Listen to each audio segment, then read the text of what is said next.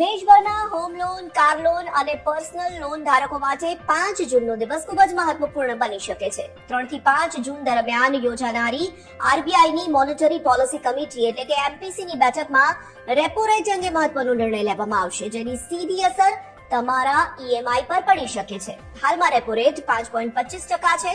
અર્થશાસ્ત્રીઓના એક સર્વે મુજબ 15 માંથી 11 નિષ્ણાતો માને છે કે આરબીઆઈ આ વખતે વ્યાજ દરમાં કોઈ ફેરફાર નહીં કરે. જોકે કેટલાક નિષ્ણાતો 0.25%ના વધારાની પણ શક્યતા વ્યક્ત કરી રહ્યા છે. વધતી મોંઘવારી, ઈંધણના ઊંચા ભાવ, નબળો પડતો રૂપિયો અને વૈશ્વિક તણાવ આરબીઆઈ સામે પડકાર ઊભો કરી રહ્યા છે.